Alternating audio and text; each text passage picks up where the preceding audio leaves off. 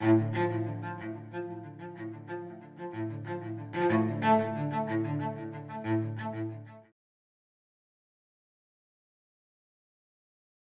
this class, we will be continuing our discussion on the historical origins of human rights. Where does the idea of human rights come from? What are the strengths and limitations and legacies of these various rights traditions? Our focus in this class will be on religious traditions or religious humanism as early ethical foundations of the human rights idea. In the second part of this class, we'll examine early secular traditions that have shaped human rights ideas. However, we should note that the distinction between religious traditions on one hand and secular traditions on the other is not always very clear. Religious and secular traditions have historically overlapped.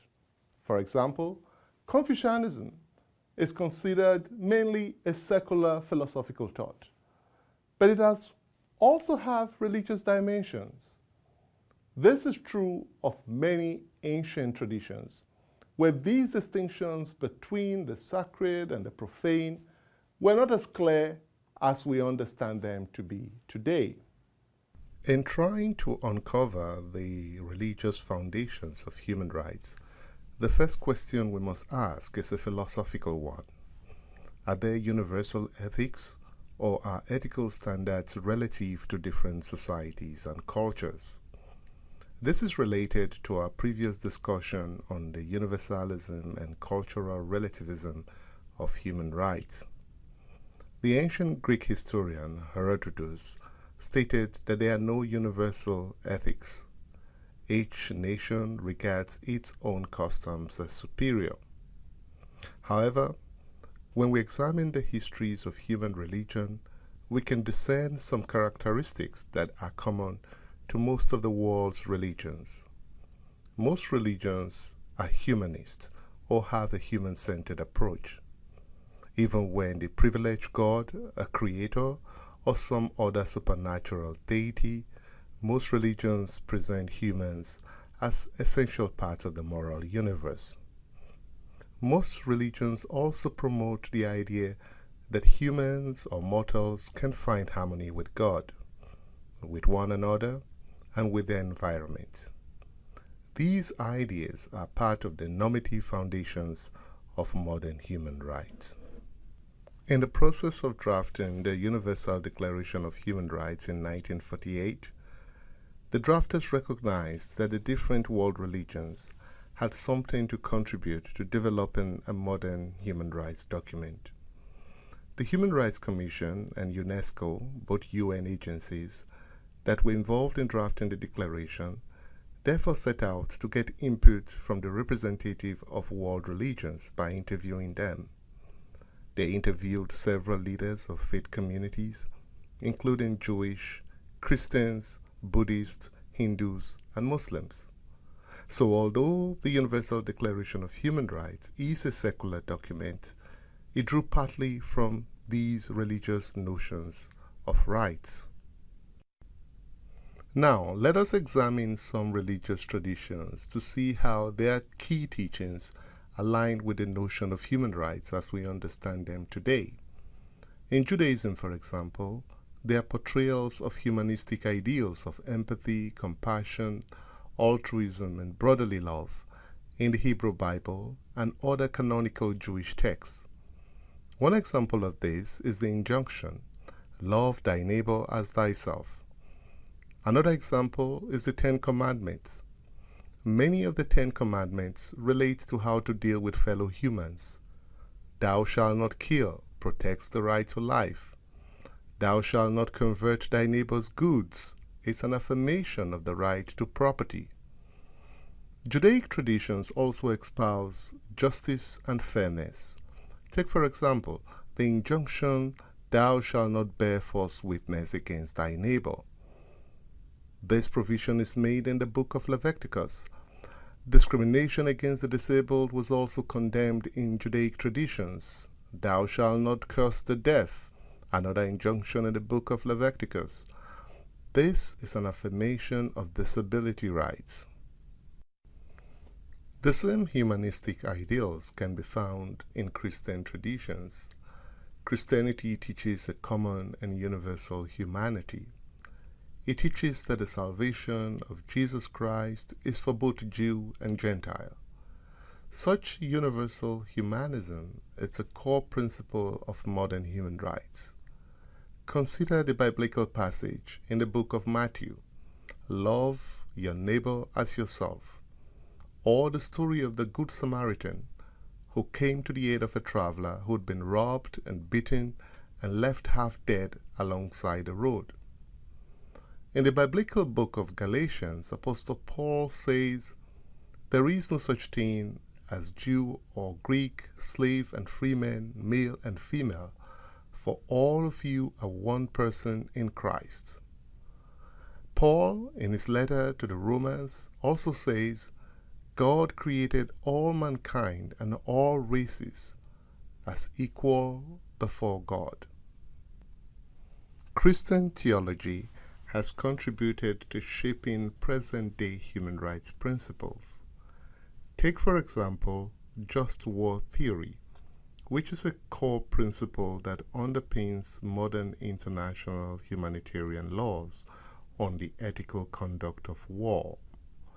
Just war theory is a doctrine of ethics which holds that a conflict can and ought to meet the criteria of philosophical, religious, or political justice. It prescribes the ethical conditions for the right to go to war and the right conduct within war.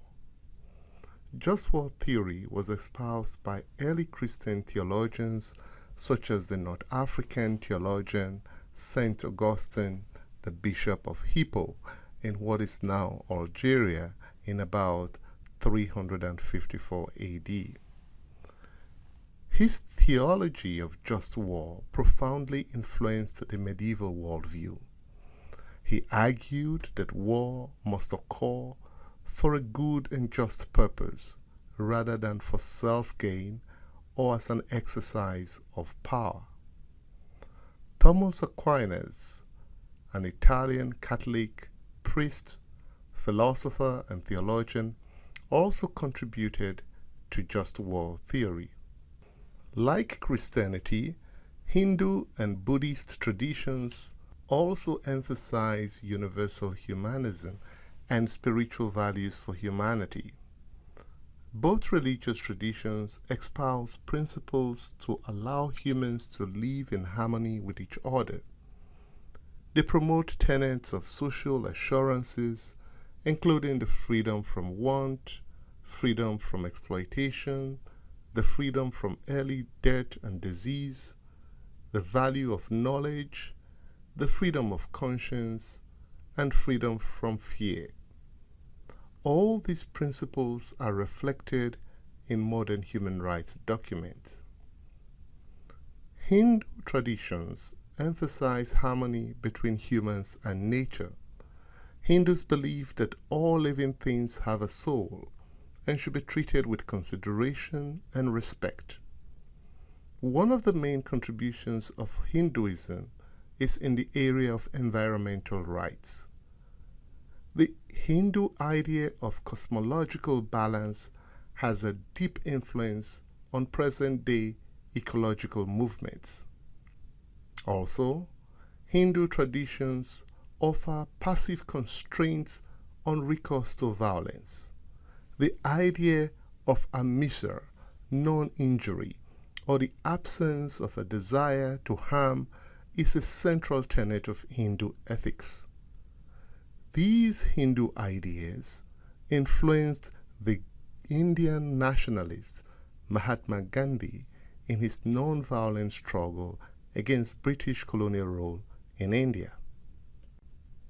In Buddhist religious traditions, there is a similar emphasis on the concept of selflessness, which the Buddhists describe as anatma. Buddhists also believe that all mankind should aim to reach nirvana, a realm in which all living things are free of pain and suffering.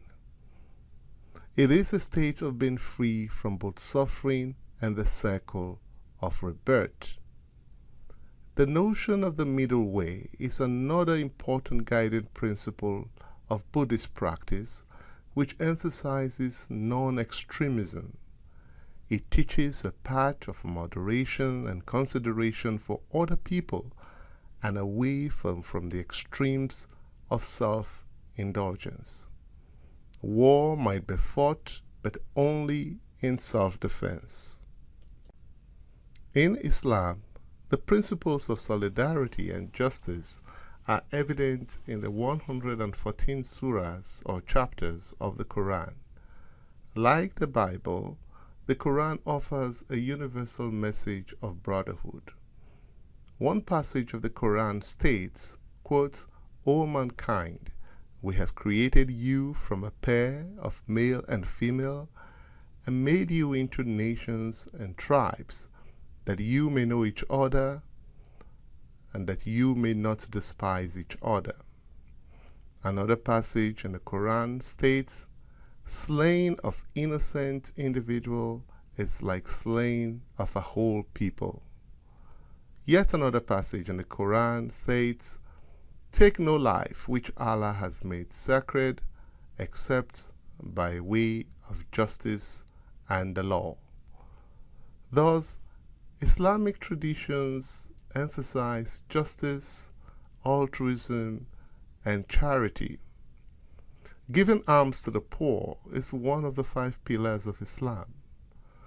The historian Micheline Shea argues that viewing Islam in terms of extreme interpretations overlooks the richness of a religion whose tradition of tolerance is matched by commitment to economic and social justice.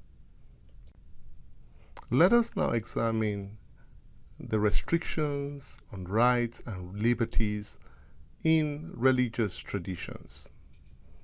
All religious traditions contain aspects that both advance and limit human rights. While most religious traditions affirm the value of life and promote human dignity and freedoms, there are also certain aspects of these traditions that tend to foster exclusion and discrimination against those considered outsiders to the religion.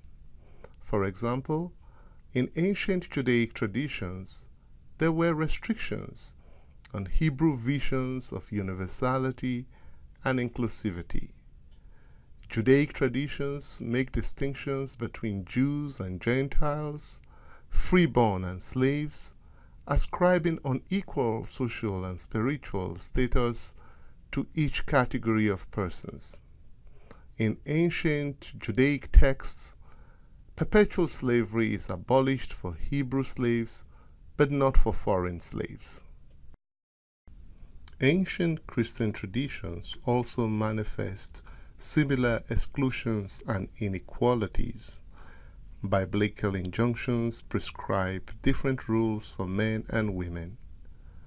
There are limitations on the inheritance rights of women and wives, and stiffer punishments for adulterous women than adulterous men. Women played a generally subordinate role in the early church. Early Christian traditions also recognized and accommodated institutions of slavery and servitude. Slaves were urged to dutifully obey their masters. Thus, although early Christianity was universal in appeal, it did not call for a fundamental breakdown of gender, class, and racial structures in the same way as the modern human rights doctrine. Ancient Islamic traditions manifest similar restrictions and exclusions. In pre-modern Sharia or Islamic law, the repercussions for remaining a non-Muslim or a non-believer or infidel was that one was not granted the same rights as Muslims. Some interpretations of Islamic law also prescribe unequal social status for men and women. In Hindu traditions, perhaps the most obvious restriction is the caste system that stratifies people based on castes, in which some castes are considered inferior to others. In these traditions, which still persist in some parts of the world today, members of the lower castes are considered untouchables and are subject to political subjugation and social exclusion in ways that deny them of their basic human rights. Similar exclusionary traditions can be found in Buddhist and Confucian universalism, which did not fully extend to women and social outsiders. Women were not granted the same privileges and rights as men in these religious traditions. For example, in some ancient Buddhist teachings on reincarnations, to be reborn a woman is considered a form of punishment. These religious traditions reinforced some of the social and cultural inequalities of the societies in which they emerged. I have limited the discussion about the rights, restrictions, and the exclusionary traditions to the major world religions. But these restrictions can be found in all religions of the world. The larger point is that all religions contain certain elements that can be interpreted as affirming human rights and aspects that can be considered as restricting human rights.